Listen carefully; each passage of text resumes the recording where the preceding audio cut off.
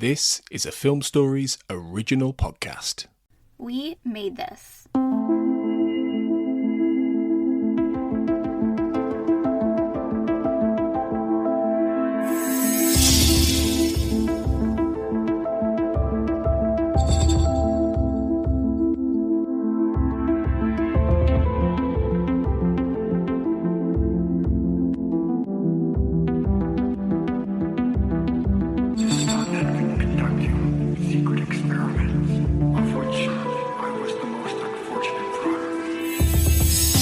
Hello everyone and welcome to the X-Cast. The truth is in here. My name is Kurt North and welcome along to another episode of Season 8 of the X-Files. Joining me today is a first-time guest on the main show, has been on roundtables before, and that is Ellie Butler. Ellie, how are you? I'm very well, thank you, Kurt. How are you? I'm good. It's nice to see you. Last time we actually saw you in person and met you first in person back in Birmingham for the for the X-Cast thing that we did. That was a wonderful time, wasn't it? It was quite nice watching home on the big screen. Yeah, it was really exciting. I realised I've never seen, apart from watching the movie, I'd never seen the X-Files on a big screen like that. It was awesome. Yeah, well, the lucky thing for me during that time as we were prepping for the X-Cast and obviously the interview with Glenn Morgan, which you can hear on the X-Cast now, is that I've said it myself, so I actually processed it properly and handed the file to the projectionist there. So we managed to watch home in all its glory. It was wonderful to see, and it just goes to show you how cinematic the X-Files can be, because even I was a bit like, oh wow, actually. The kind of the rendering of the 5.1 surround, the darkness of the opening scene was all really good, wasn't it? Yeah, especially that scene as well. It was really, like, it just could have been any kind of horror film that you're watching on Halloween or something. As I say, nice to meet you on there. So we've brought you onto the main show, which does mean that you get to do the 5 questions of X. I don't know if I've just jumped that on you because I realised just about 5 minutes ago we needed to do this. So do you think you're prepared for it?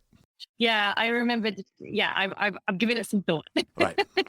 That's good. That's good to hear. That's good to hear. Right. Okay. Let's jump straight in then before we jump into the main show, which we'll be talking about the X-Files, The Gift. But let's do the 5 questions of X now. Okay. So when did you first discover the X-Files? I was 13 and we were on a bus going to Italy for a school trip, and someone had the unopened file VHS and they put it on. And so it was like on the screen in the middle of the bus. And we were all watching it, and I did not understand a single plot line, but there was something about the way it was filmed and the characters and the soundtrack that grabbed me. And then when we came back, my friend said, "You've got to see this show. It's really scary." And it was the Calla.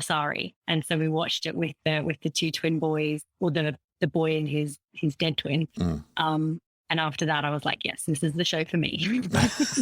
Right, you're an open file on a bus. That is interesting.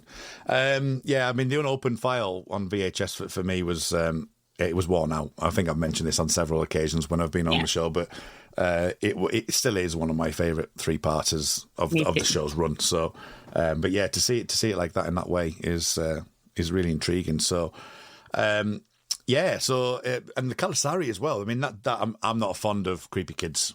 You know, I didn't do Invocation for a reason. But your Calla, that still to this day is that I don't get scared that much. I'm not really a horror fan and stuff like that, but when it comes to that kind of thing, it's not my bag. I'm a bit like, no. And it's pretty creepy, isn't it? That one scene, the scene where the kid is holding, like, he lifts the dagger above Scully. Yeah. And that I think is just, I missed. There's a lot of the show that I missed because I watched it as a teenager, and now returning to it as an adult, you see the subtleties and you just pick up on little things. And that scene is one that when I was an adult, I was like, oh, that's scary. Okay, second question. What is your favourite episode? So this again is one that I think, being a grown-up now, I think I keep coming back to One Breath, because at the time when I first watched it, I really didn't appreciate how, like, the big themes about, life and death, and do you choose revenge or do you choose to be with your loved ones, and how do you know what the right thing to do is in those moments where your world is kind of pulled out from under you? And also just all the imagery of Scully being on the boat. And just now I'm older, I fully appreciate what they did there and how delicate it all was. And so that's a favorite that I keep coming back to. But then I do like the classic X-Files episodes. And I think Leonard Betts is a really good X-File. And I think it has a lot of the classic things. I think there's good banter between Mulder and Scully, and there's a really good, he's a villain, but he's not a villain. And, so and it's really dramatic as well. And it's got a really good third act or fourth act or whatever the correct term is, but I like that one a lot. Yeah, it's a 5 because of the advert breaks, isn't it? It's a 5-act structure in TV show. So yeah, One Breath is one of those episodes where I keep going back to and I keep thinking more and more of it every time I watch it. I mean, it's up there. I think when I did my top 10 with Carl moons ago, I think it was probably my second favourite. I think Paperclip might have topped it, but they're interchangeable. I mean, One Breath is just something else. Leonard Betts, I'm not as keen on as a general X-File.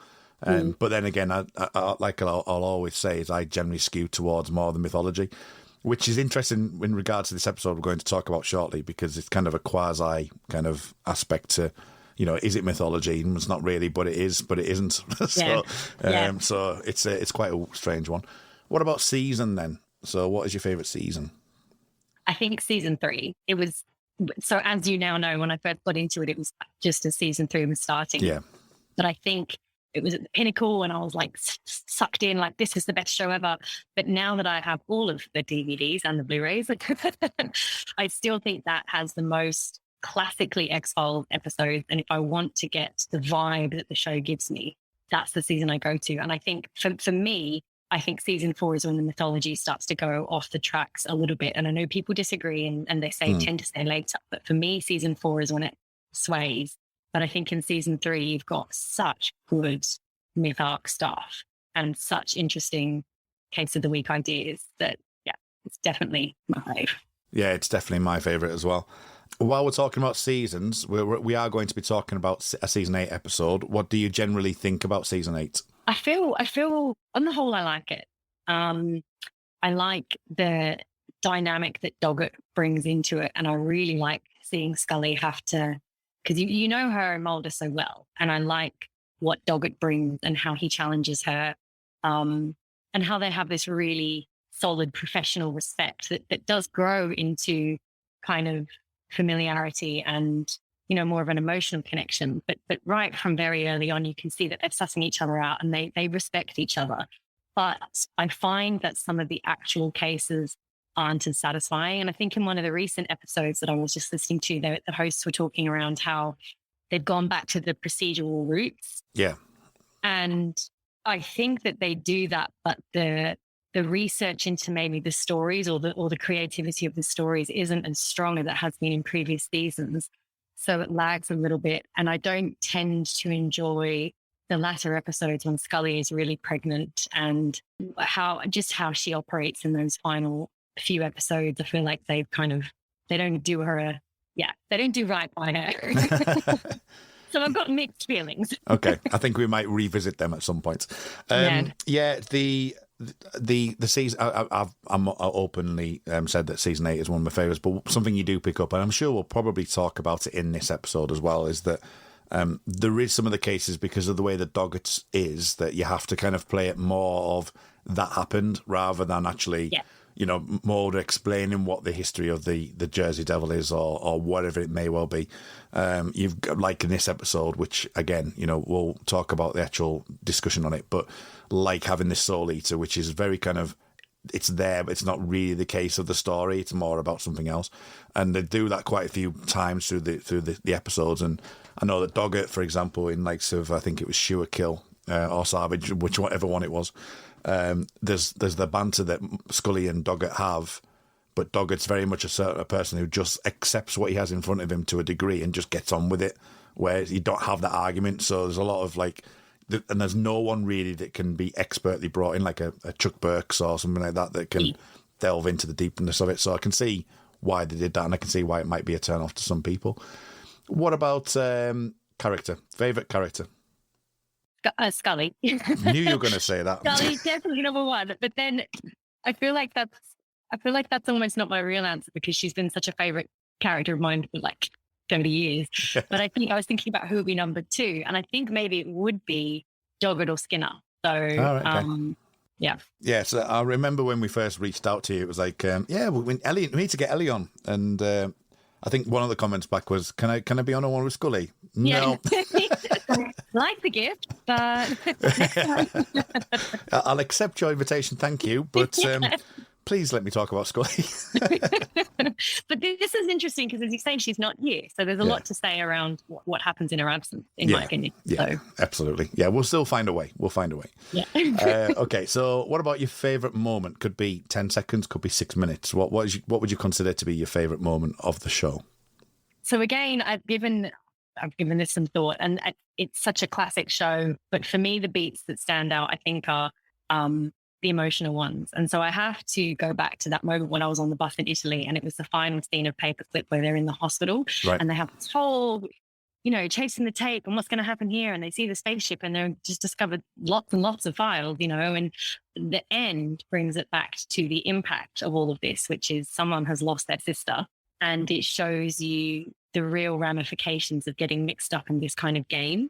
And it also, for me, as a 13-year-old, the connection between them was very intriguing. And also looking back now, I think that's the moment where Scully gets activated into, this is now my quest. Right. Whereas previously she'd been abducted, but it's almost like in her mind, she couldn't quite go there. And she was like, well, this is still Mulder's thing. But now that this is gone, all of a sudden she has something to fight for. And so I think that's my favorite moment. But I feel like it's a bit of an unoriginal one because there's look at how many amazing moments there are in the show, and I choose a hug in a hospital, but that's it. Everyone's entitled to their. I mean, I'm waiting for someone to say the title credits. I don't think anyone's actually said the title credits yet. Oh, that's a good one, hey? That would be a good one. But I've asterisked that to say, I came up with that first. Yeah, it's so hard, isn't it? I mean, 200 odd plus episodes. It's to pick a single moment out of anything, and it will change. I mean, having an alien having a smoke in Jose Chung's from outer space is a fantastic moment. But there's also things that send tears to people's eyes, like, for example, the end of Closure. So there's a lot to sort of love about the show, and it's always difficult. But that's the induction done. So you can come back and be free from the questions. So so let's dive into what we're here to talk about right now. So let's go and do that and talk about the gift.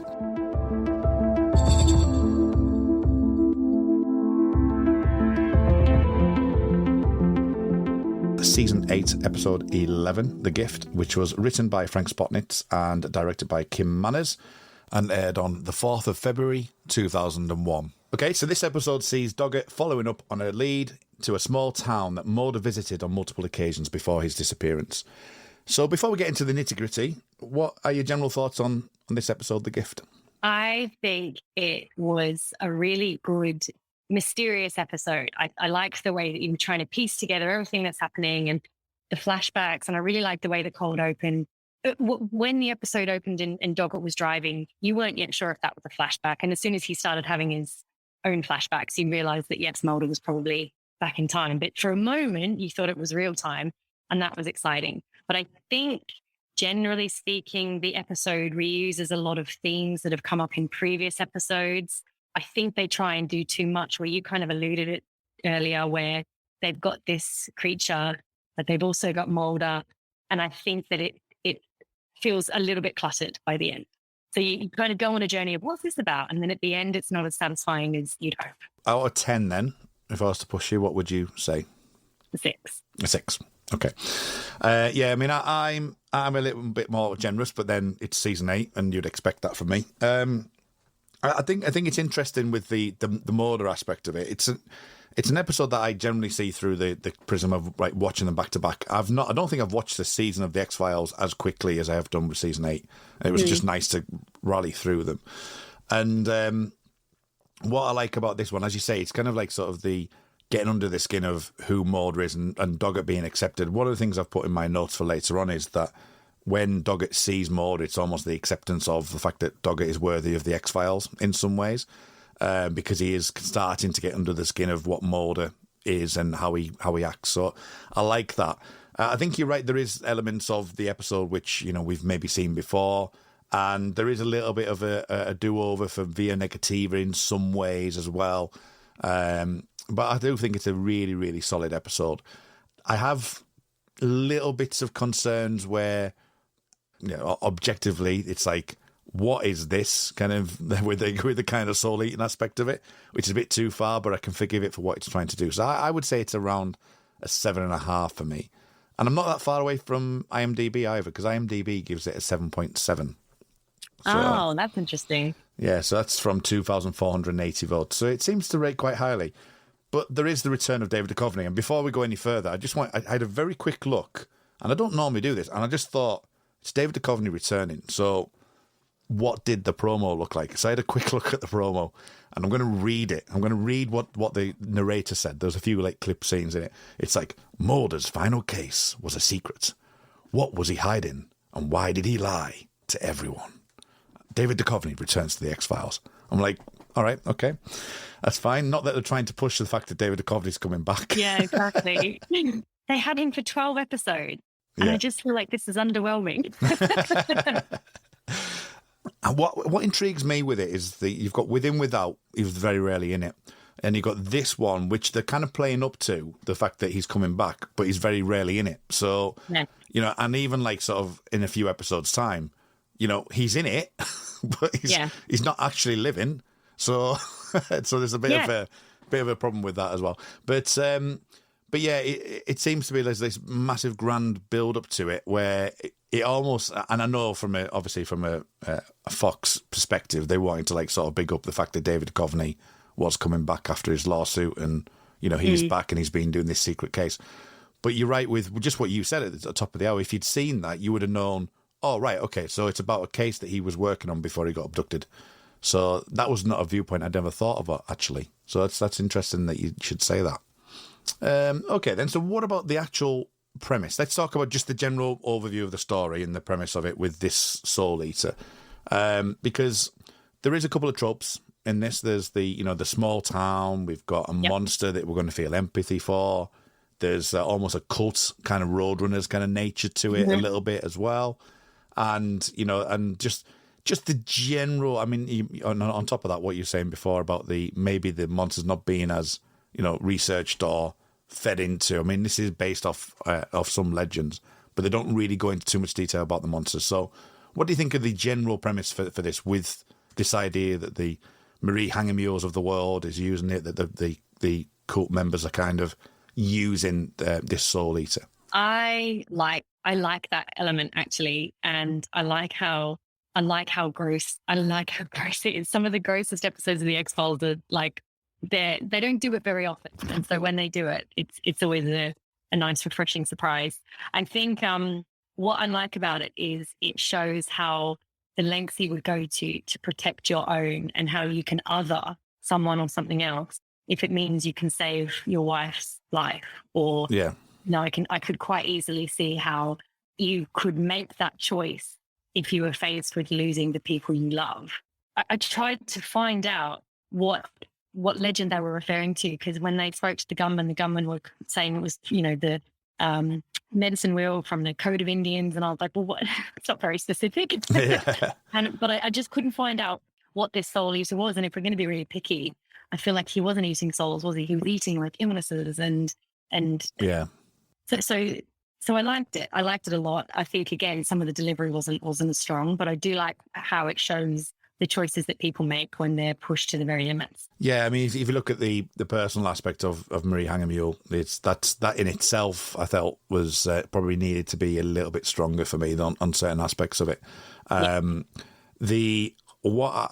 a slightly more macro view that I was seeing was the kind of like the Star Trek logic in some ways, that Spock would say logic clearly dictates the need of the many and outweighs the need of the few. So, and Star Trek does that a lot, where it's like you deprive somebody of something for the greater good, and it's like, well, that one person needs to have they need to have agency, and that's what they're trying to do with the Soul Eater. For me, they're trying to say that this is a person, and Doggett is very good at that. This is a person, and you are denying him his rights, kind of thing. Yeah. And I like that from a macro level, but looking at it from a more personal level, in that having to make that decision, to save your wife's life is a really interesting one. And we can maybe talk about that in a little bit, because that centres around the whole mystery, isn't it, with Mulder? Because it was Mulder I was going to talk about next, so we can just jump straight into that. So the whole concept of getting into Mulder's psyche from Doggett, but the decision that Mulder's put in, and the fact that he's got the brain disease aspect of it, using that kind of like that personal section of Marie reflects on Mulder in some ways. I mean, do you think that could have been done better? Do you think it's done well? How do you see that? I feel like I'm not a fan of the brain disease overall anyway, because I feel like I don't feel like in season 7 that they knew Mulder had a brain disease. And then now, the very first scene, other than that cold open, the first scene we see him in, he's like got his hands over his face. And it's like, we didn't even see Scully when she had cancer respond that way. But I feel like they're trying to do some severe retconning here. I think it just it's too thin on both sides. So you don't really fully see what Mulder's trying to do. He's not in enough scenes, and you don't really, he doesn't propel his narrative very much, which I know is a deliberate choice because they wanted to focus on Doggett. But the same with Marie, like Doggett says, is that a dialysis machine? And as you said, you don't know who she is. You don't spend enough time with them to get that empathy. And I think actually that's how I feel about the creature too, is this whole thing that Mulder saw the pain that the creature was in, but we didn't spend any time with the creature.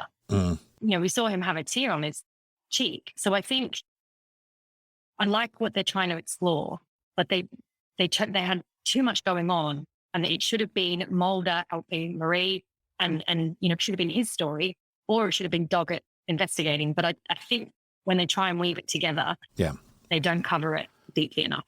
I mean, I think for me, the things like the dialysis machine was the one you picked out there, which I did have a note for when we talk about Doggett, but I'll talk about this now, is it just told me the difference between Mulder and Doggett. In that Mulder would feel instant empathy and would actually kind of, you would see that in his face, that he would kind of react. Doggett is so stoic and kind of like, doesn't know what to say. No. And I thought that, and I think that's kind of what they're trying to get at. I think that the point of view is Doggett, it is him heavily. So the fact that they're kind of looking, is that a dialysis machine, and just stops there.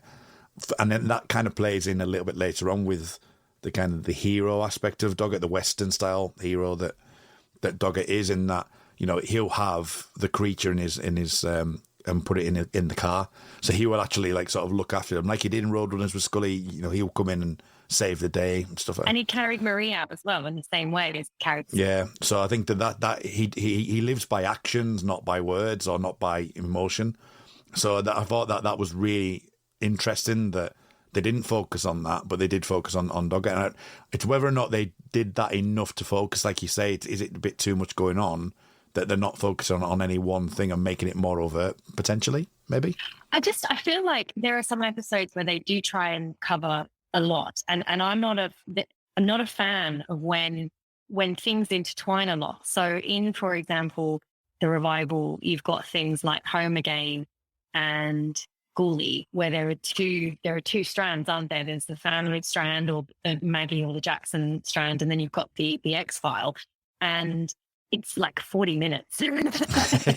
yeah. So I feel like here you've got Doggett trying to understand Mulder doing his last case, and then the actual X-File. Just going back to Mulder then, because I can live with the brain disease thing, and one of the things that I did say, you mentioned it when he's touching his eyebrows and his head, was it just instantly jumped back to biogenesis for me. The way, when he's getting the rub-ins and stuff, and it was like, was that a deliberate choice, or is it just the thing that David Duchovny does when he's ill? Was it? Which one is it? And there is obviously the Sixth Extinction, which obviously delves into it a little bit, and Cigarette Smoking Man at the end of Requiem. So I can pass it. I do get that he's not really mentioned it, and it is a retcon. I'm not denying that by any stretch of the imagination, but I can live with that. But what about the fact of the way that they actually did this then? If we're talking about Mulder, but let's talk about David Duchovny a little bit. What about the way that they've brought David Duchovny back for this episode then? How do you feel about it? I really liked his appearance in the cold open, because I think if you were watching it for the first time, that's a big shock moment there, I think. I liked that you did see Doggett try to get to grips with who Mulder was, because you can, he's been brought on to find him, and there's such a weight attached to this Mulder guy whom he's never met. Yeah. His new partner is, pregnant with his baby, or he doesn't know that yet. But, there's such a complex set of circumstances that he's walking into. And he's very much the outsider. So I like the fact that they're using this to segue Doggett a little bit more into the gang. I just wish we'd have seen more of him. And even in the scenes that he's in, he doesn't speak a lot. I think it's like one was the Marie Hanger Mule bit, and that's it, isn't there? There's nothing else. It's all like looks and shooting. So, but I had an idea. So, it's not very fleshed out yet. But when I was writing fanfic, I'm very delighted about. I was writing about when it was from Mulder's perspective from when he came back, and he found out that Scully was pregnant, and how he felt about it all. And it was what seems to strike me about Mulder's journey through the whole X-Files is he doesn't seem to be truly happy until he's almost being consumed by the X-Files. Like when he's waiting to be abducted, he looks really peaceful and happy. Yeah. And here, when he's about to be eaten by this monster, I think that's the moment when Mulder's supposed to figure out the empathy, but he also looks super intrigued and all right, this is, the idea of just being consumed by something, and he's very obsessive. And I think all of this years that he's put into the work, it's almost like that season 3 episode. What is the season 3 episode with the gargoyles? What's the name of that Grotesque. one? Yes. When his old boss, he suddenly became the murderer because it just got too much for him. And I feel like that's a bit of a theme with Mulder too, that he had to get to the point where he was literally consumed and taken away by his work. In order to find some kind of peace or closure or acceptance, or I don't know. But that's also what I drew from his face at the time before just before he was going to get consumed. Yeah, I suppose you're right there, because he will feel that empathy, but because he's so single-minded in the truth and the thing, that it took him to the point where he's agreed to do that, and he knows what he's doing.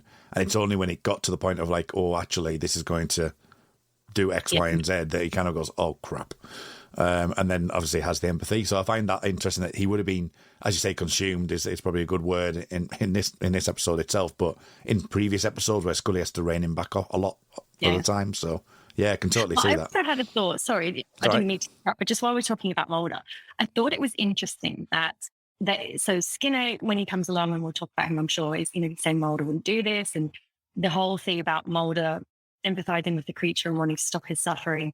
But yet Mulder made a choice to try and kill him, which in my mind puts him on a relatively equal playing field as the people who are trying to use and abuse him for their purposes, because Mulder is just, we don't see that he's trying to speak to the creature or agreed that this was going to happen. He was just like, I know the solution. I know what's going to happen. And so he is also an outsider, in the sense that obviously the townspeople are not from the culture that the creature is from. Yeah. Mulder is also an outsider who thinks he knows best and is just acting according to his ideas, which is what the townspeople do. So I think that whilst he's presented as doing something noble, I'm not sure that we saw a lot of evidence that it was. Yeah, that's an interesting take. I actually took a slight reflection on Cassandra Spender as well, with it that says when it comes to the crunch that he will actually do what's needed if he feels it's thing, because it felt very much like that. It felt like, no, this is the only way out that this creature's asked. Because I think there is a line with the caretaker woman who says something along those lines around the fact of that. So I think there's an interesting debate there to be had. I think it's right to pull that out. But the Cassandra Spender thing jumped out at me on this watch. It was like, oh, okay, hang on, kill me now.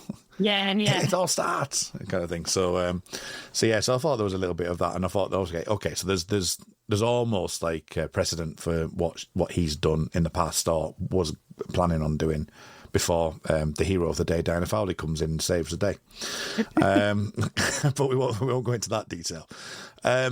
So what about we've got the resurrection theme that kind of permeates, because obviously when I know we're jumping the gun because we're not at Dead or Alive yet, but there is this kind of theme that emanates through the season. So it's first with Doggett and then with Mulder.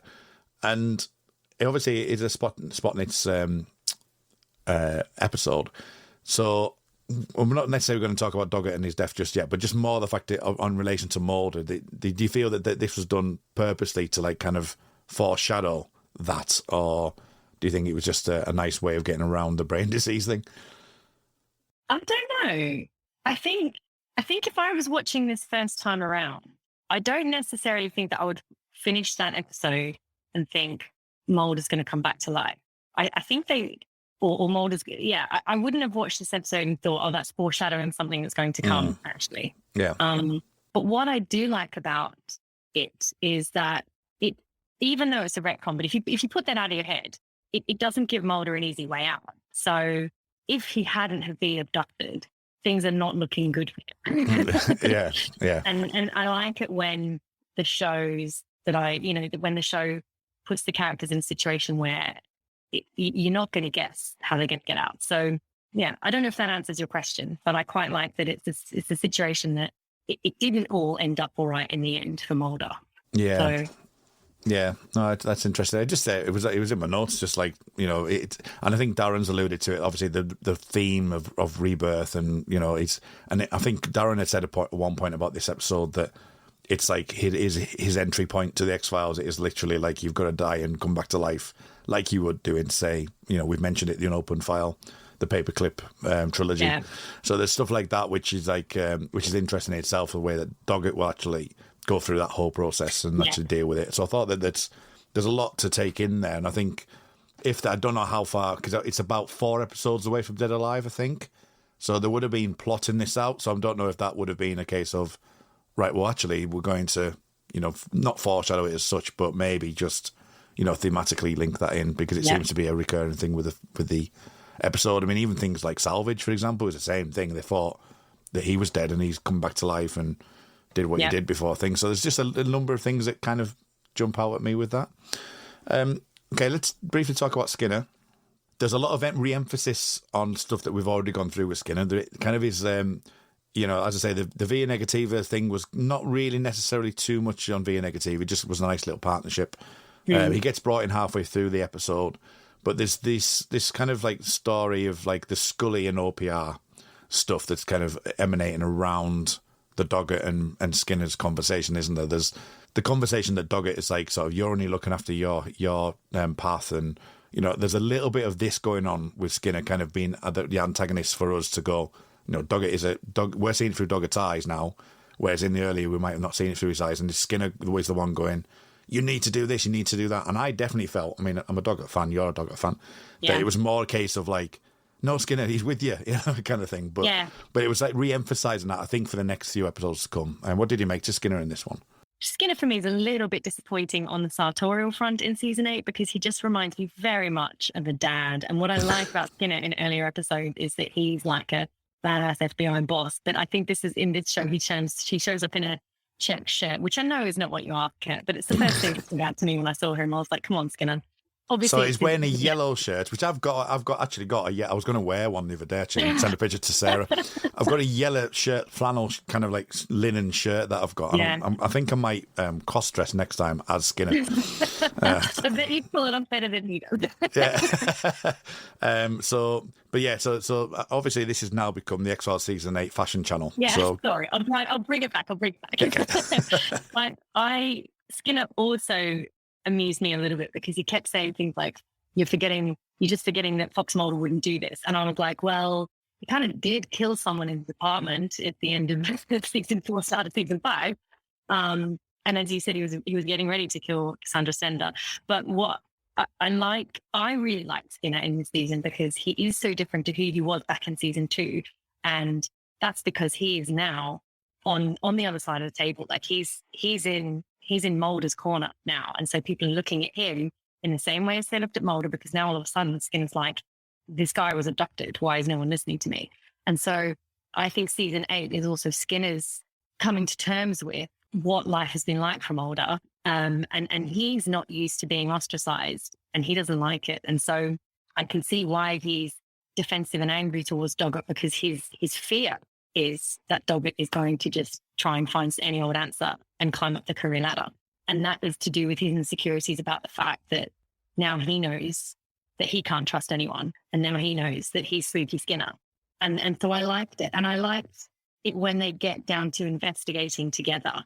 And when they're in this, I think it's the second time when they visit Marie's husband, I can't pronounce their surname, but, and they see the blood on the floor, but they're just bouncing off each other. They know how to interrogate, I think one of them sees the blood on the floor and the other just trusts instantly that they've, my partner has seen something. Yeah. My instincts are going to kick in and have his back, and I like seeing that dynamic as well between them. And Dogger seems really chilled about having someone basically babysit for him. Like, he could have been a lot more petulant, I think. Well, I agree. I think with Doggett as well, the way that he actually does that in a way, I mean, Medusa, I think Medusa comes up next, which I've already recorded. It's the same thing, he goes down into the tunnels and he just gets, controlled by Scully to go, right, you are doing X, Y, and Z. And he goes, yep, you're the expert, and he's very much like, let me get on with my job and I'll be kindly guided. Which when Skinner says stuff like, you're up to the directorship and all that kind of thing, it's like, it's an interesting concept because for him, when Skinner's around, you're right, it is an interesting partnership because it's just kind of like two agents just going, and it feels like they've been together for years because they're just kind of like, okay, let's have a listen. Both of them don't say loads, and it's just kind of like kind of interplay between the two, the chemistry between the two, it works really well. And that's despite Skinner having, as you say, in these scenes, and you will have seen these in past X-Files where they're looking at the gun barrel and Doggett is doing his job. He's just doing his job. He's found the water PKK, which I will talk about shortly. And, Skinner's naturally been defensive about that. And I like that aspect of it. Yeah. And then the fact that, the way that Doggett does turn around and say, well, no, I'm giving it to you. I'm not going to OPR. I'm giving it to you. It's like, this is the reason. And the very realisation as well that Scully has been signing off those documents. Before we talk about Skinner in a bit more detail then, what about Scully covering for Mulder? Because that seems a little bit of a strange one. I couldn't figure out why she would do it because she didn't know about the disease. And so she wouldn't have known what he was doing. And so I couldn't figure out why she would cover for him. And I feel like the Scully that I knew would just get really annoyed at the fact that he wasn't letting her in on a secret and would... And if he didn't give her a good reason, then I feel like her ethical code would kick in and she'd be like, I can't do this. And I don't know why I'm doing this. I couldn't figure that out. Do you know why she would sign off on them? There was a couple of things that really leaped out at me on this episode. It was the fact that Scully was signing off something. I was like, well, why would she do that if she didn't know? Yeah. And she would be asking that question, surely, unless he's forged a signature, which would be interesting. I can imagine that. Someone needs to write a fanfic on that, Ellie. I'll get right on it. When Scully finds out that he's been signing off all the case files that he's been doing secretly. Right. Pulled him to OPR. She's like, that wasn't me. That one and the Water PKK. Because they've searched that apartment on the manhunt for Mulder. They've looked for stuff. They would have found, I'm sure there's even a scene in that kitchen. I'm sure there is. I have to go back to it. It's like, it's only underneath a sink on a thing, and it's most likely where you'd find a gun. And it was like, well, hang on a second, there's been months, and would he have really done that? Yeah, and if it was a service, and it was supposed to be a service weapon, wasn't it? And so if they had a missing service weapon, you'd feel like there would have been a much bigger deal made out of that. Yeah, well, especially if he manhunt for Mulder, what's happened to him? Exactly. He's got a gun that's registered to him. And as I say, the apartment was turned upside down. So I'm not too old. I mean, I know it was a couple of months maybe before the abduction, but I can't honestly see him not having that gun on him because he gets tired of losing his gun. So how can he? Yeah, it's just seemed a bit strange, that whole element of like months have passed. They've had a manhunt. They've had a search of his apartment. There's been multiple things. I did like, though, the Doggett was feeding the fish. I noticed that too. I thought that was really cute. And I thought maybe that's That he just all these little things that show he's a good guy. He's a good guy. He is, and I keep saying it. But I just came to feed the fish. Yeah. so I've just got this thought that he goes around every single day and he still loses, because he loses a fish, doesn't he? When he comes back, he goes back to the tank and sees that, is it missing a molly? I think it might be. It's a bit ungrateful of him, isn't it, really? Exactly, yeah. Yeah, that's Doggett's fault. Yeah, exactly. So, so to go back to Skinner then. So I'm going to jump to the end of the episode, because what seems to be jumping out at me, and you've alluded to it as well, is stuff that's happening in this show, which when Doggett says the truth, he says he's looking for the truth. I want to know what the truth is. I'm trying to write this report. And Skinner convinces him to basically not do that because it's going to open a whole kind of worms. Right through this season, that seems to be something that's playing in quite a bit.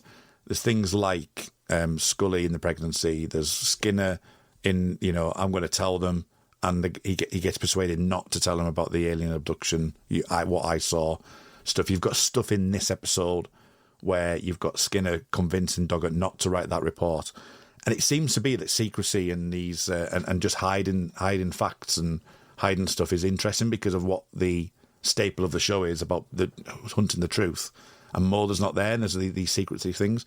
It's just a theme I've kind of started to pick up on the first part of this season. So what do you make to that? I think that's really interesting. I hadn't necessarily picked up on that myself, but I think it definitely feeds into the whole. What I really like about season 8 is it's not like the other seasons that we've had. It maybe seasons 1 and 2, where there is this feeling of uncertainty because obviously Mulder has just been abducted. And so little things like that show that no one knows, like trust no one is like, it's never been more true than now, because they genuinely don't know what they can do. The former conspiracy is not there anymore. Mulder is not here anymore. And who can they trust? They've got Kirsch and they've got all these other people coming in over the top who just have their own agendas, and no one knows really Doggett yet. So although we as the viewers are picking up on different things, that the characters themselves seem to be still reconciling themselves with it. So I really like that. And I think that it does feed into the moodiness of season 8, which is why one of the reasons why I do like season 8. It feels paranoid again.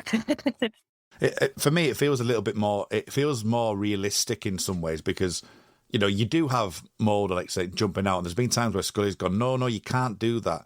F.A. Masculata jumps to mind, where he's like saying, you've got to tell people.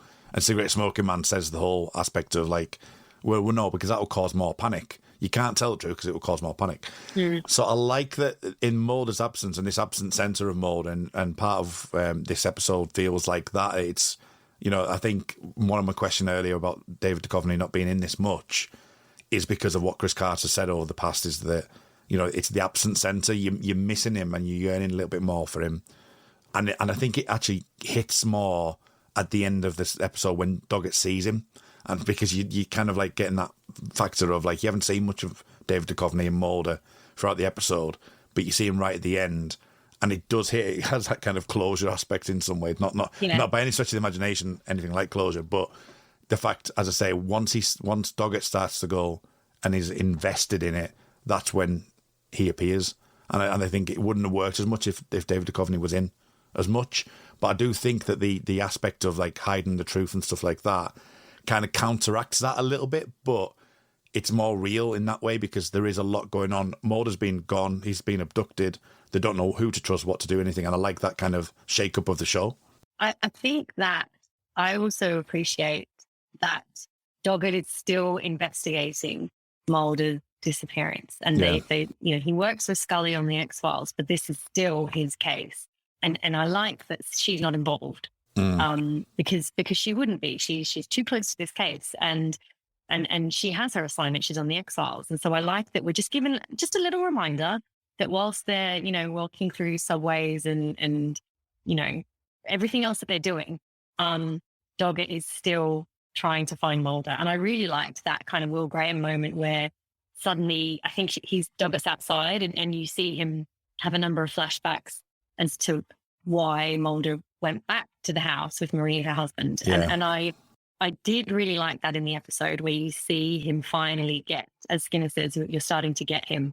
But it is a bit of a bummer at the end when Doggett says, I'm no closer to finding him. And I'm like, oh, couldn't we have done something where he got a little bit closer? Because that would have been super intriguing as well, as if he picked up some clue, or there was something so that by the end of the episode, we were talking about, is it foreshadowing what's to come?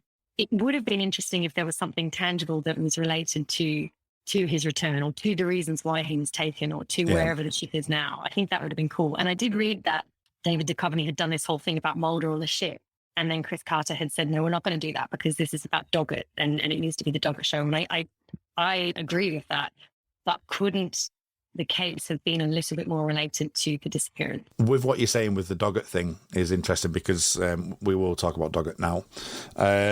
Is that exact thing that it's the I really like the freshness of that you do have the X-File cases, but the mythology, and this is kind of saying about the quasi thing, is the mythology at the moment is Doggett trying to find Mulder.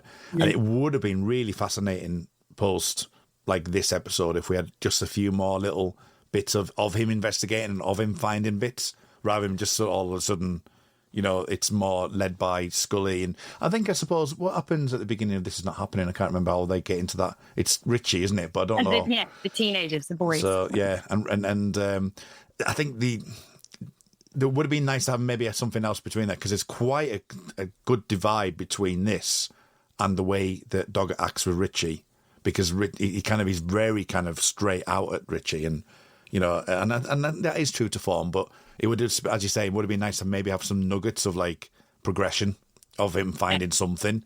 It didn't have to be alien, extraterrestrial, or whatever. Just something that would have helped. So I see that totally.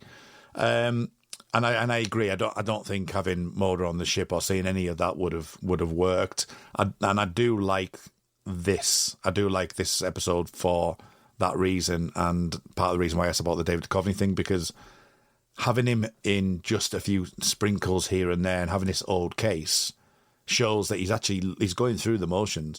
And in some ways, actually, he's investigating up to the point now where he's almost been abducted. So he is getting, he's following those lines, so he is going up that way. So that'd be really interesting to see what he's done in the previous episodes, while Scully's not been around. And it's nice for him to have that solo adventure. Going to what you were saying about the flashbacks and stuff, very 10-13, very Millennium, very Frank Black, as he's starting to understand the person, that he starts to get flashbacks. Millennium jumped straight out at me at that. It was kind of like, okay, he's understanding the character, and we're seeing the flashbacks, but we're seeing it as it would have happened, whereas, point of view wise, where he's kind of imagining what would have happened at that point. What did it make to Doggett when we first get in saying there was a lot of things in the air and a lot of things happening, where Doggett was thinking that he was going there to do obviously the opposite of what he actually thought before he finds out the full story. So I'm going to sound, I'm not sure because what did he think Mulder was there to do?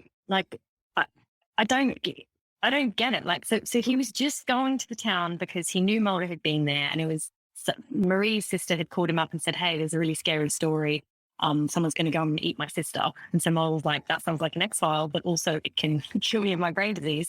And what did Doggett think Mulder was going to do? Because he did actually shoot the man. It's just that the motives maybe were for more noble causes. Yeah. So again, why would Mulder do some? Well, he doesn't. I don't know. He will have profiled Mulder, but why would Mulder go into a house and shoot somebody point blank? Because that's all the information he's got at the moment. Yeah, isn't it? He's just thinking, right? Okay, has he defended Marie? Has he done whatever? What I think it's for us as a role. It's thinking, right? Okay, well, this is something that Mulder has done, which is out of character, and it's the flip of it's actually something noble, like you say. So Doggett's going through saying that he's killed this person in cold blood or in defence or something like that. That's what he's getting at, I think.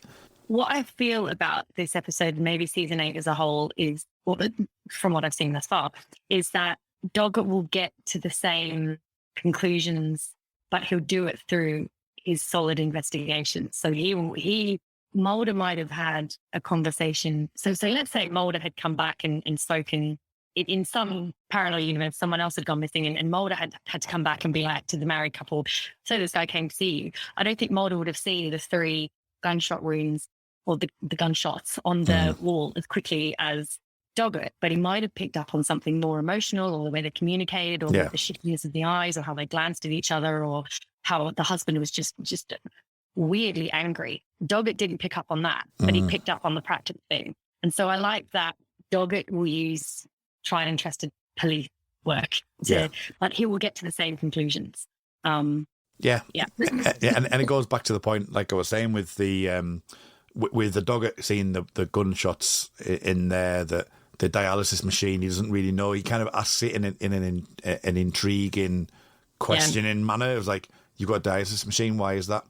But Mulder would have naturally probably picked that up.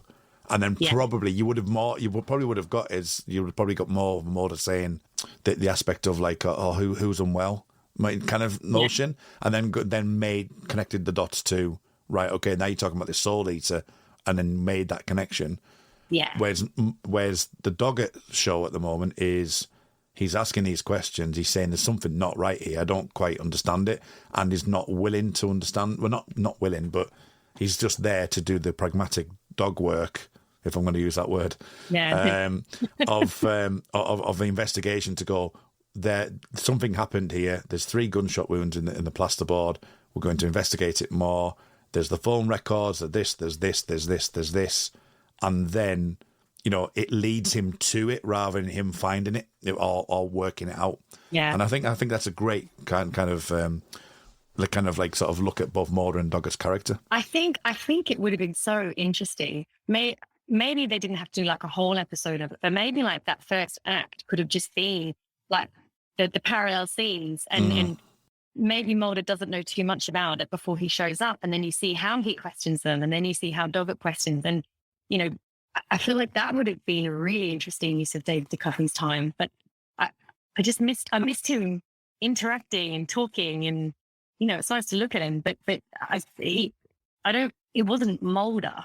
I mean, it was, but you didn't get the essence of the character, like what you were saying. He wasn't interacting with anyone. no, you just get, as I say, the holding hand, I've got a bad head, just so you're aware that that's what we're talking about, aspect to it. And it does feel a little bit like a missed opportunity to at least see Mulder in Mulder style. And I think that's probably where it came from.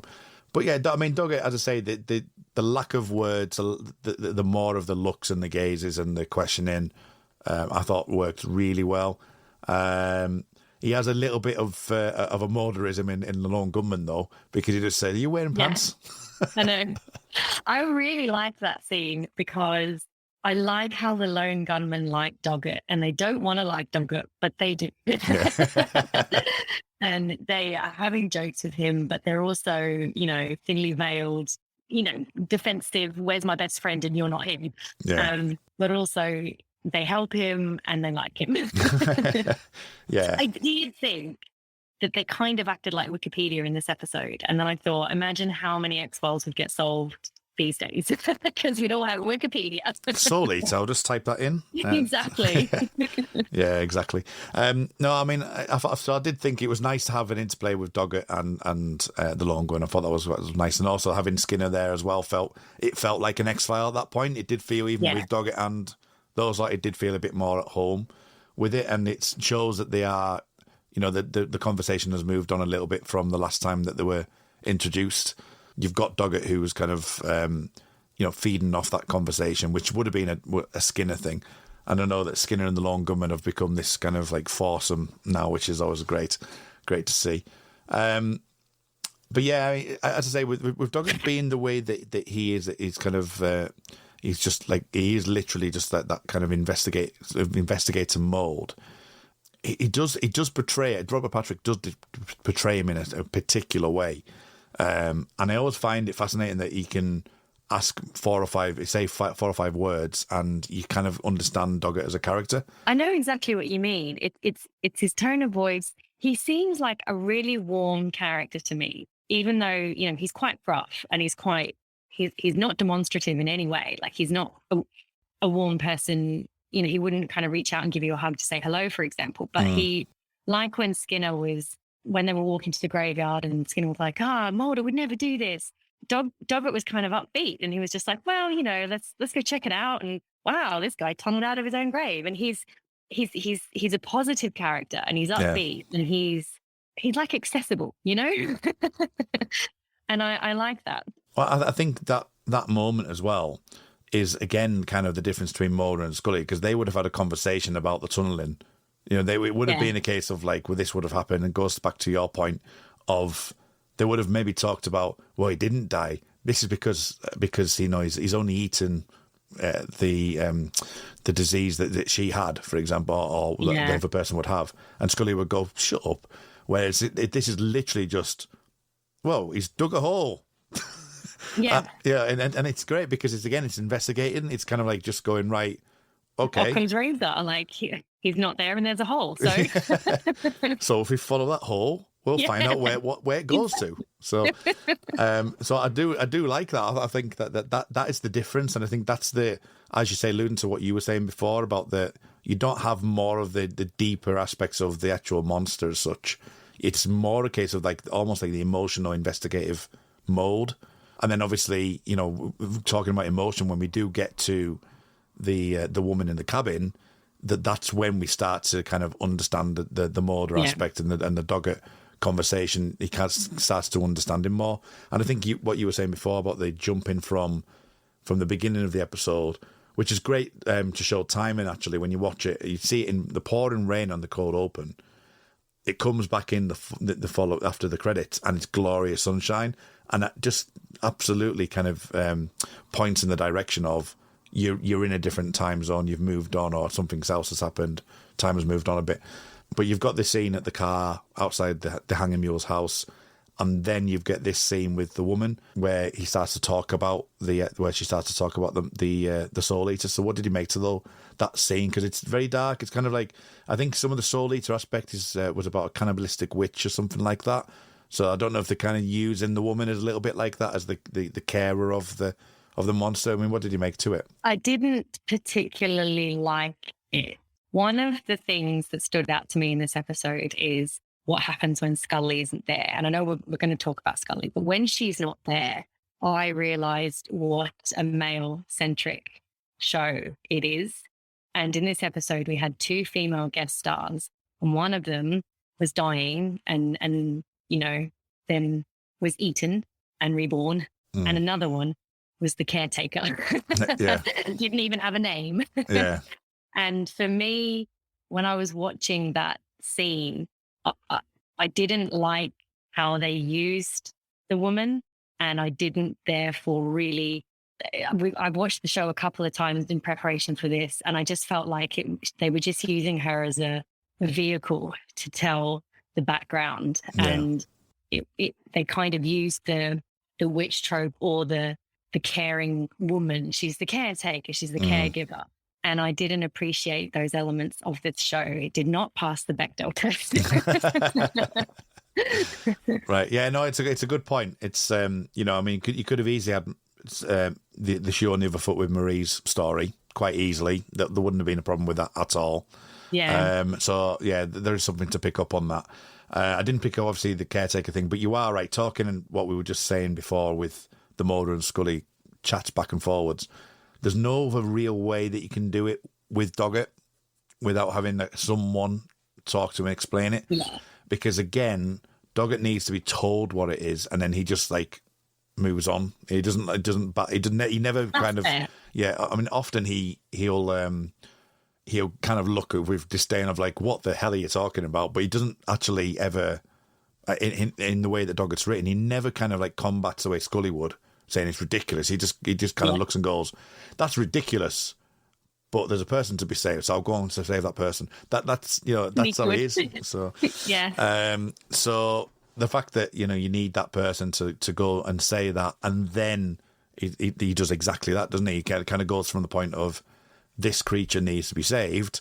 Yeah. He doesn't even like do anything with the Soul Eater at all. He just kind of like puts it into the car. So so it is intriguing from that point of view, and I can see why they've had to put someone to explain that to people. And I think that's probably where the weakest part of the episode is for me. And like, I think you believe the same with me, is that there wasn't enough on the creature to really kind of get to it, but it wasn't the point of the episode in the first place. So it's a bit of an unusual one, that one, really. Yeah, I think that's fair. And I do see your point around Doggett he's never going to uncover anything himself unless he like stumbles across a website or a book or like something that points him to it. But yeah, I just didn't appreciate that. Just have a few more females or use them differently. Yeah. And then I would have been happier. Well, you could have had the woman from Essence and Existence, the sheriff from Essence and Existence being Kurt, which nice name, by the way. Yeah. Yeah. So you could have had a woman sheriff at that point instead of the male being the main cult leader and stuff like that. Potentially, you could have had. You could have had a few bits and bobs there. So yeah, I get your point. I totally get your point, and didn't factor that in when watching it. So definitely something to look out for. He gets confronted by the cult members. Is the best way. The townsfolk as such.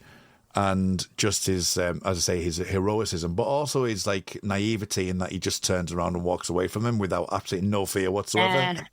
Yeah, I was thinking, I hadn't really watched this episode before, because as you all know now, Scully is my favourite character. So I was like, well, I'll just maybe skip this one.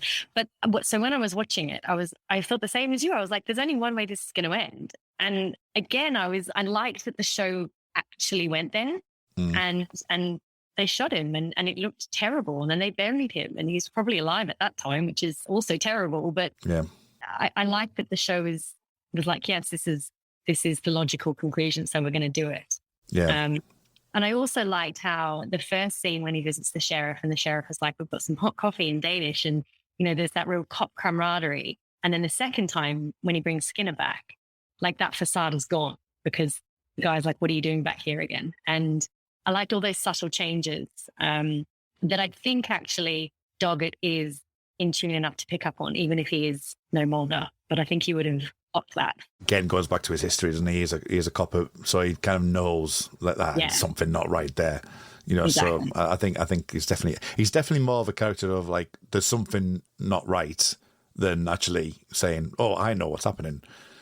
He's not able to take the leaps. Like he says impatience at the end of the day, doesn't he? He says impatience, he's not capable of making those leaps. He's just an investigator by heart, which is great. I think it's great for the character. It adds so much colour to the ensemble anyway. And he's not, like you say, he's not like Scully. He's not pushing back and being like, that's not true, and here's 5 reasons why. He's open-minded enough to just let it hang in the air until something makes sense of it, Yeah, because I think in Salvage or Sure Kill, I think it's Sure Kill, when they said it's Sure Kill, because when he shoots through the wall, there's a moment where Scully says something. He's like, "What?" So he's saying that he shot through that wall and it kind of did that. Okay, yeah. He's like, that's impossible, but let's carry on. We'll just move on. Which I keep referring to, but obviously. And then we get the which I don't know why it's jumping to mind. And I watched it again today, and I just had the gingerbread man from Shrek in my head. Me too. Yeah, I wrote it in my notes. I was like, really disgusting gingerbread man. It is disgusting. It is, as I say, it's body horror at its absolute most. It doesn't make any sense whatsoever. No. It certainly warrants kind of a discussion, because Doggett, I mean, the only good thing about Doggett going through it is he was dead anyway, so he won't remember a thing about it. So there is that. It isn't a case of like he remembers getting shot, or he was mortally wounded and he dies. It's kind of like he gets shot, he's dead, it's done, and then he wakes up. So he's just, from his perspective, he's just kind of woke up in a whole lot of goo. But he woke up in the goo. And he knows what happened there when Marie was in the hospital and she was cured of her illness. And so he knows, on some level, he knows what's happened. And I like the imagery of like, it's almost like a baptism, if you like, where this is the case where 11 episodes in, and this is the case where he's worked with Skinner, he's got into Mulder's head and understood him. We know that he's still working on finding Mulder in and around the X-Files, that working on, and he's talking to the lone gunman, and they like him and they trust him. And now he has also featured in an X-File himself. And the imagery of him dying and being reborn is very much like one of us now, you're in. And soon Scully will tell him about her pregnancy. I can't remember. I think she doesn't really want to, but soon he will have more pieces of information. And it's just, the show is slowly saying, you can trust this guy. Yeah. And I like the imagery of him waking up, and now he's in the X-Files. This is his rite of passage. Yeah, and that's the thing with Doggett moving forward as well, is that, you'll see as he comes out of that pit that he goes over and sees a Soul Eater, and she explains to him what has happened, that death has been taken from him. As you say, Marie's completely cured, so he's aware of that. Right through season 9, there'll be elements of things like scary monsters, for example. He has to make that decision. He has to get to that point. And he sees some incredible things, but he always has that kind of moment of like he'll just about live through it. And I think that's the best way to play that character, because he is literally, he just accepts it or doesn't accept it, or it's like what's the best word for it? Cognitive dissonance, I think, is probably the best way of describing it, isn't it? It's kind of like he just kind of, okay, I don't understand what's just happened. I'm just going to get on with it. Yeah, because I guess he had that moment in Being Negativa as well, didn't he? Yeah. Where he was like, that didn't happen, did it? Yeah. See, in 11 episodes, he's gone through a bit already. Yeah, he has. He's earned his stripes. He has earned his stripes. Moving on to Scully then. So Scully's not in this episode, apart from flashbacks. There's a reason for it. Chris Knowles mentioned, and it's mentioned on the Wikipedia and a couple of other places, that she was having some time off to look after her daughter, spend more time there. And it does give them an interesting take. Like Via Negativa was the one where Chris Knowles was talking about, and obviously in this one.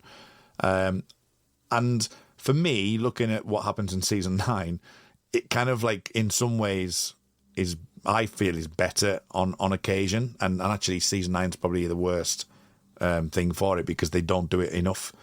But in this episode in particular, not having Scully in, what did you make to that? How do you think it works despite her not being in, and just having the brain disease description in the flashbacks?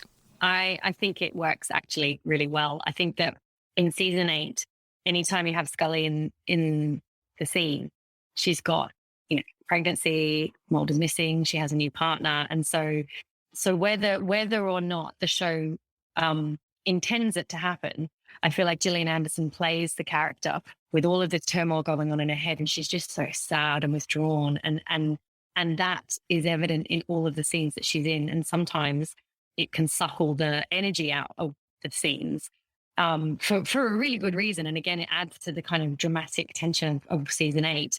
But I think that this does need to be a Doggett episode, and he does need to build his bridges and find his place in that world in a way that's not just in relation to her. Yeah. I actually think it was, I don't think she needed to be there. No, I think in episodes like, as I say, Via Negativa, this one, Medusa to a degree, because she's more in control in Medusa.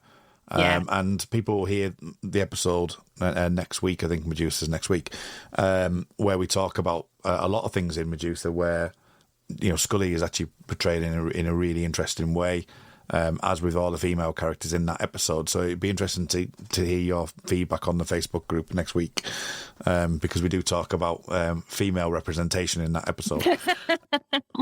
Yeah, we do. 2 men talk about female representation. So. Even better. I know, exactly. It seems to be a running theme with me at the moment. I'm on a Yellow Jackets podcast, which is all about, teenage girls being on a plane crash. But yeah, so it is interesting in that perspective. And as I say, you said about the Doggett thing, we need to really get into grips with Doggett. I think the Via Negativa thing was kind of more of a case of getting him into the world of the abstract and some completely surreal kind of, story. This is very much getting into, as you say, Mulder's head, getting into the X-Files as such, being worthy of an X-File, like I've mentioned, with the end scene where he does see the starlight of Mulder. One question I have actually with that starlight thing, because there's also the indication as well that Mulder would be close to death at that point because of the history of the show. I don't know if you, cause I have thought about that in the past. I've not thought about it on that last watch, but the fact that he is in that starlight, and I don't know if that was, I kind of think I remember watching that for the first time thinking, oh, is Mulder close to death here? Are we seeing it because of that? On the ship, like they're getting him ready to take back to Earth. Yeah. I don't know. I don't know what to think about these visions of Mulder. I tend to think that they're not. I tend to think that they are in the imagination of the character. So whether it's Doggett seeing them now, or whether it's Scully when they're at the hotel a little bit later, in a later episode. But I tend to think it's a signal that they're so wrapped up in that world, and that's 100% where their mind is, rather than it being an actual vision. Yeah, I can work with that with point of view, definitely, because obviously kind of it intimates that scene. I know we're jumping around a bit, but it intimates that he's seen it because he's now worthy of the X-Files, which is the way I took it. But I think maybe on my first watch, I think I might, in my immature brain, when I was watching this when I was early 20, I might have thought, oh, it's Mulder close to dying because I had my mythology arc story in my head going, closure, blue light, he's in blue light kind of thing. So I think that's also, like, that's what's so good about the show is you that is just as valid. It's just that my personal preference is I don't like that to be the canonical view. So I'm like, well, that's what I think. But someone else can be like, yeah, no, look, closure and the walk-ins and all of this stuff. And I mean, that would fit pretty well, this whole idea of a walk-in, wouldn't it? With what Mulder's going through. So it just adds to another reason why the show is really good, in my opinion. The Scully thing, as I say, I think is really interesting that we don't have her in it, and the show's probably better for it. The 2 episodes are probably better for it. I know we'll talk about season 9 as we get into it, and maybe even some of late season 8 as well. It does feel like it needed to be Doggett's vessel, and as you say, I think wrapping up a little bit, that's probably the issue with it, is that I don't think it leans in enough into the Doggett stuff as it could have, and the other elements around it aren't strong enough either. So it needed to go lean a bit more either one way or the other in some ways, and just had some more depth. And I think there was a bit too much surface stuff here. We have to think a lot about it to get into it a little bit more than you would do normally, which is why I don't think it kind of hits that 8 mark really for me, because it's there and it all works and I can work it in my own head, but it's just not quite there for me. Yeah, but I think through this discussion, I like the episode more. So I'm going to bump my score up to 7. I'm going to stick at 7.5. So I'm all right. So good. No, it's good to hear. It's good to hear. That's what this podcast is all about. Is there anything else that I might have missed before we go into the mailbag? That's it. Just one thing to say is that I also have a massive soft spot for like the way the X-Files does the mob shots. Like in all the episodes, it's such a quality of the show, and I'm always happy when an X-Files mob shows up.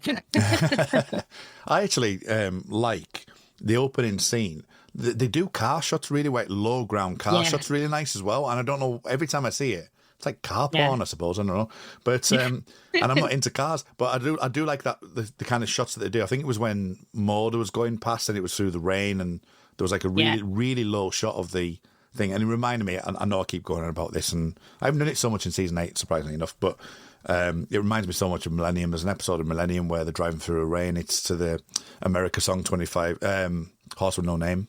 Mm-hmm. And there's a scene in that, and it's kind of like, it's reminiscent of that to me. So I think it's maybe that, it's more a case of, oh, that's a bit like Millennium. When Marie is preparing for the ceremony, and like the camera is low on the floor, and it shows her and her husband having a hug, and then she takes her nightgown off, and just the way it was shot as well, it was the way they were framed was so you really understood the intimacy and the love and the fear between them, and you felt voyeuristic because of the way that it was just a really intriguing shot that really stood out to me as well. That's Kim Manners for you. Yeah. I mean, the direction on this, as you say, there's moments like that which are really good. There's some close angles when we get kind of the angry husband. Yeah. There's some close angle shots that they use as well. As you say, the mob shot is great. And the way that obviously Doggett dies as well, because it's front on, he lands quite close to the camera and stuff. So I think it's another great great directed episode as well. I think that does play. And obviously going back to the kind of the season 6 and season 7 kind of look of the show, and we mentioned this last season in likes of Brand X, where Brand X was almost like a bridge to what this show looks like now. And this show looks a lot different now. It looks a lot darker with that orange tint to it. Whereas, I talked about the blue we didn't know before, but season 7 was very blue. So it's interesting how the different episodes of different colour palettes.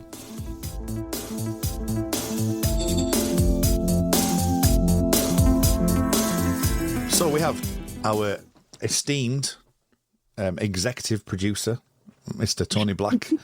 This one is a bit strange, I've always felt. It's sort of bigged up as, at last, the return of Mulder, and then it just transforms into a rather tortured mechanism to see the already weird Mulder was dying storyline. I find it hard to believe all of that was happening and rippling underneath the otherwise fairly jovial end of season 7. It's not a bad episode, and it's a decent way for them to focus on why Doggett was actually assigned to the X-Files, but it oddly feels like a story that would have more impact were Scully the one finding this out.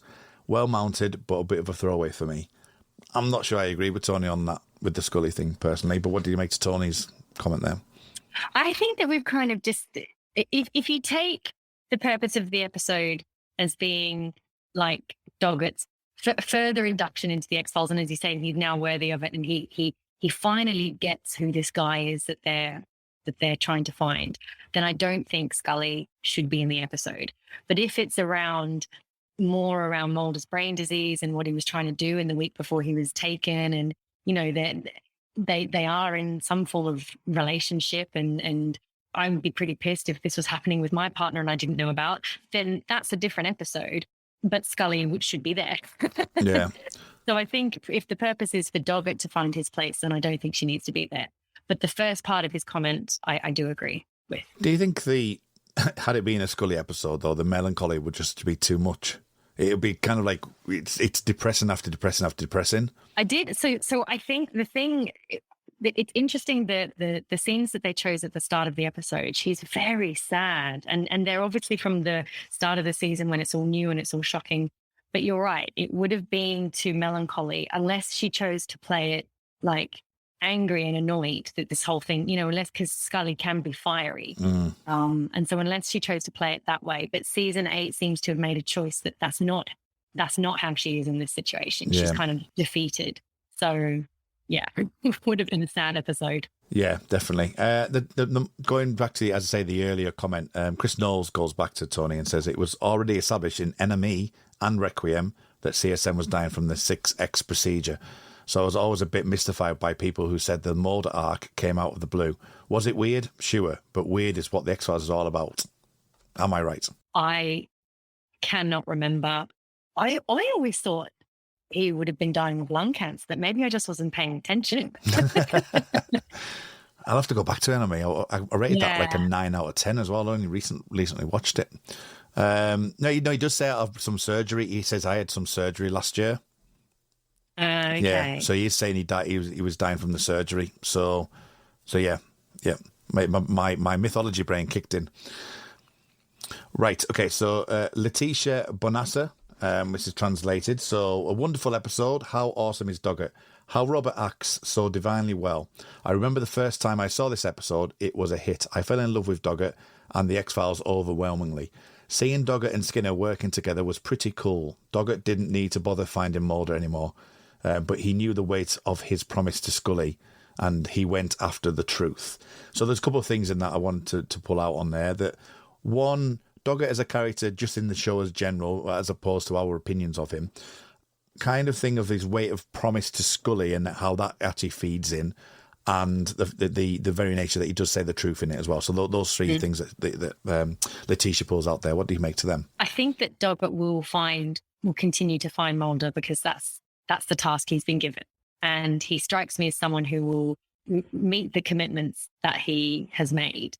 And yes, that it carries an extra weight because he's so intimate, like he sees up front and up close what Mulder's absence is doing to Scully, but also that's his assignment. And I think that I'm not sure that he could have just let that drop because that's not who he is. And also Mulder is still a missing person. So there needs to be some kind of investigation there. And I think, I think it's interesting, this definition of what the truth means. And I think we kind of touched on it earlier, whereas for Mulder, the truth means what are the people in power? What are their real motives and what are their real strategies and what are they doing and how are they taking advantage of, you know, the general population in order to further their own ambitions and safety. Whereas for Doggett, the truth is the truth. And the truth is... Yeah. It's like, I'm going to write a report. Yeah. I need to write a report because I need to report what happened? What is the fact? Yeah. No, that's a very good point. Absolutely. What about Doggett as a character, just in general for the fan base then? Because I know we touched upon it season 8 as a whole, but you know, do you remember season 8 when it was airing? Do you remember kind of any reactions that people had to Doggett? I ducked out first time around season 6 because it was too tricky to try and watch it on terrestrial TV, and I was also at an age where I wasn't always at home. But I think that I didn't personally pick it up as well because I knew that David Duchovny wasn't in it. So for me, that speaks to maybe some of how the viewers would have responded. But what I think is good is now with the benefit of distance, we can all watch it and appreciate it for actually what it is. And even, you know, Monica Reyes, when she turns up, I feel like there's a bit more support for her character now than there was at the time. And then it makes me feel really sad for what those actors must have experienced at the time, because the work they did and the characters they had were really good. And I'm just, my instinct says they didn't get the reception or recognition that they deserved, which is a shame. Yeah, definitely. I think Robert Patrick, like I've said on stage, that Robert Patrick has, you know, he brought like a new zest of life into it, and he did on multiple occasions say, "I'm not replacing David Duchovny. I'm not replacing." You know, so he having to fight that battle of a 7-year-old show as well. You know, I mean, for me, it was quite an easy thing because one, it was I've mentioned this before, the T-1000. It was science fiction, an actor coming into it, so I think I might have been slightly different had it been a new actor. I probably would have just gone with it because I tend to go with it anyway. But there was an added bonus for me in that. But then on top of that, he came out as someone who likes Millennium. The show itself got darker, so it was like, oh, this has gone darker. I like this. You know, as an 18, 19, 20-year-old lad, you know, it's kind of like, yeah, this is my jam. I'm liking this. I'm liking the fact that, you know, and things like The Gift, for example, was really dark. I wasn't that all fair with the whole soul eating aspect of it. But having Mulder in there, having Doggett in there, and then obviously Vian later on, you know, was wonderful to see. And I was just along for the ride at that point. You know, and even season 9, if I'm being honest, I was still maybe not as invested, but there was certainly episodes which I was like still right. I stayed right through to the end. That's cool, though. I think that's really cool. I wish I had done that too. I was very, very, very, very into the show for about 4 years. And I think at a certain point, my family were just like, we have to watch something else. So it got, you know, it was back in the days where you couldn't just watch TV in your room and stuff. So it got a little bit harder. Yeah, well, I've just behind me, there's videos where I've got like 1.2 and 7.6 and things like that. So, and then by all the VHS. Okay, so going back to the quotes, Liam Shane Coughlin is... you know, I'm not the best at reading out in the first instance, but Liam's always insightful. So I'm going to try. Let's see what words he's got to slip me up with this time. A pivotal around which the season swings. A pivot, even. See, I failed on the first sentence. A pivot around which the season swings. In retrospect, it says so much about how the show remains haunted by Duchovny's absence and the retrofitted continuity of his illness brought on by narrative necessity. Spotnitz spins a well-crafted tale that weaves in the varying threads of the season, identity, grief, and what comes after. This is a series struggling to define itself and what it has to say in a landscape curated by absence.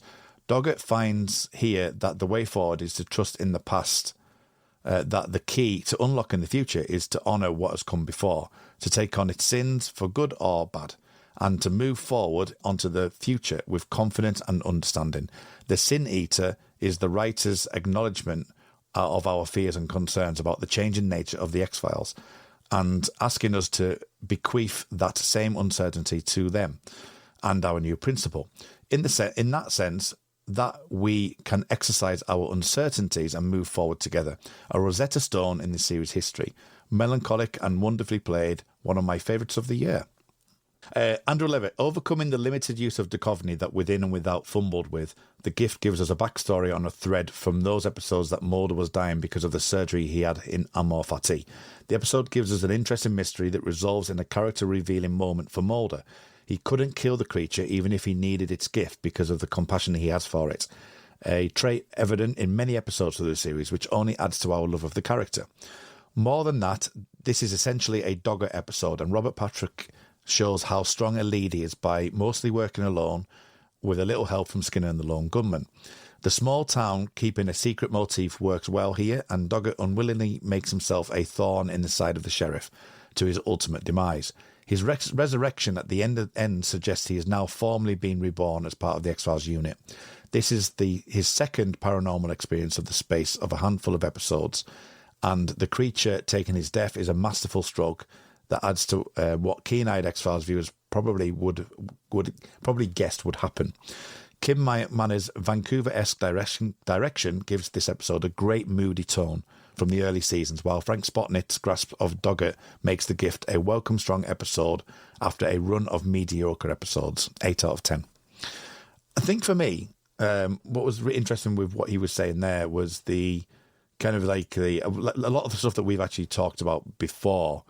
The traits of Mulder's character, the small town motif, and just the actual thing of like, it's kind of the thorn in the side jumped out at me there because it's not played in a way that it's not a grand thing. When he's actually talking to them, he's just kind of like, you're doing wrong. Yeah. I'm going to do this.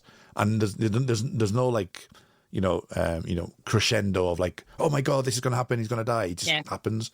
And I actually like that subversion. I like the way they did that. Me too. And I think the show is I think it shows us that there are a lot of similarities between Mulder and Doggett too, because Mulder is not afraid. Like we saw in earlier episodes, there are people who worry about standing up to power. And I think the agent who was assigned to Scully in Tithonus, for example, he's young and he's not really courageous enough to stand up for the X-Files or and Tom Coltrane as well. They want the quickest, the easiest. They're not really in it to find the truth, whatever the truth is. Whereas Doggett is about his definition of the truth, and Doggett isn't afraid to stand up to the cops and be a thorn in the side. And he does it in a different way to Mulder, but that was also Mulder, Sometimes the need to mess with them gets in. What does he say in Tombs? But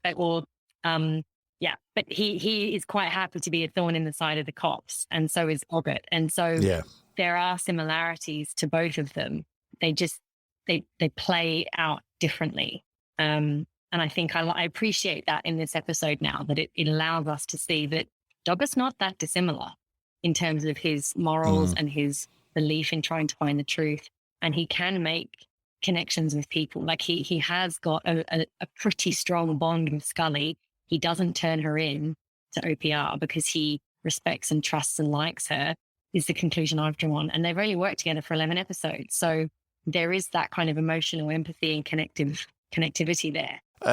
So finally, one final comment was from Naid Alves. How great is Mulder to decide not to escape his disease and spare that being from his suffering? This is how Doggett knows the truth about Mulder and his odd indole. And that calls it this episode to an end. So, Ellie, thank you very much for coming in and talking to me about this episode, this Scullyless episode. It was really good. It was very fun. Good. That's what I like to hear. Thank you, everyone also for listening into the X-Cast. It's much appreciated as normal, as usual. It's social media times. If people wanting to get in touch with you or to see what you're writing about or anything like that at all, where can people find you? So I'm a member of the Basement Group and I will sometimes comment on there. And if people do like fanfic, then I have a page on AO3 and my name is Tabitha Jean on there. Excellent. Okay. And as usual, you can find me on Twitter at rmuldrake. It's RMULDRAKE. All of my podcast shenanigans are on my bio in there. So we've got the Red Dwarf podcast, the Time Is Now Millennium I've mentioned a couple of times. So plenty of things, Yellow Jackets as well, as I say, with Tony and Matt, which is currently on hiatus. So yeah, plenty of stuff that I'm doing on that network, on the network that We Made This network. But if you have enjoyed what you've listened to today, please feel free to give us a 5-star rating on aggregator or whatever they're called, the iTunes and all that kind of thing. I think iTunes no longer exists. That's how old I'm getting. I'm in the same age bracket. I was like, yeah, iTunes, yeah. iTunes. It's like iTunes no longer. We don't have an iPod anymore. iPods have gone. So that's I remember the days of CDs and tapes and all kinds. So if you want to give us a rating, please write in and send it to PO Box. On the back of a postcard. On the back of a postcard, it'd be all good. So please feel free to rate us on Apple or Spotify or wherever you're looking at. And by all means, listen to the other shows that are on the network, which will come at the end of this. But Ellie, again, thank you very much for coming on. It's been a pleasure speaking to you again, and hopefully we'll speak to you again in the near future. So until next time, everyone, remember, trust no one. Elsewhere on We Made This. Shipwrecked and Comatose, a Red Dwarf podcast. This was one you requested, Matt. Was there any particular reason? Part of it is because it meant that I got to get onto Out of Time. Oh, okay, so that was the reason, right. Yeah, no, ask me that question again when we do episode 2 of season 10. I think I know what you're talking about on that particular episode that you might want to be on. Oh, episode 1, yeah. Yes. But also, I think I'm quite a big Rimmer fan, and I always find Rimmer-centric episodes interesting, dependent on their quality. And this and the next episode, and I don't really want to go into something that is more relevant for next episode. Free with this month's issue. Talking about double bass, did you ever play double bass? No, I have touched a double bass, but I've never actually played it. I'll stick with a 5-string Warwick, and I'll be all right. The only time I've ever played one was the short period I was at university. They've got one in the music room there, and I used to play it on its side like a normal bass. Although I'm nowhere near as big as Pete Steele from Typo Negative, so it was even more ridiculous when I did it than when he does it.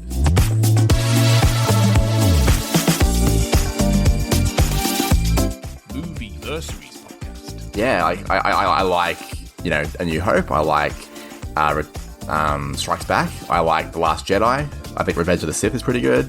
But Rise of Skywalker can just... Rise of Skywalker is terrible. Yeah, terrible. You know what I mean? On our podcast, we're big fans of The Last Jedi, and we do not like Rise of Skywalker at all. Oh, maybe I'll fit right in then. Maybe you'll fit right in. But yeah, I can offer maybe a controversial take. Like, for example, I think The Return of the Jedi is not good. Get out. Get out. Hey, man, this is my podcast. You get out. Check out all of these shows and more on the We Made This podcast network.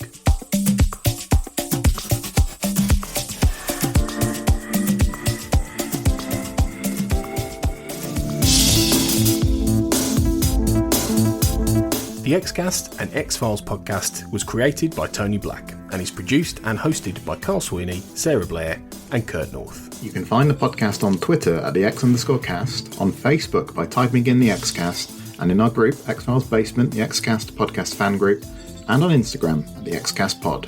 Don't forget, you can support the show by becoming a member on Patreon.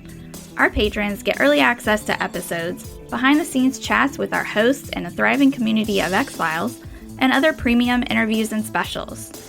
To find out more and subscribe, you can go to patreon.com/thexcast. That's patreon.com/thexcast. We are also part of the We Made This podcast network, full of popular culture shows, including our Millennium series, The Time Is Now. You can find all of our shows at our website, wemadethispod.com, or via Twitter at wemadethispod. Thanks for listening and keep watching the skies.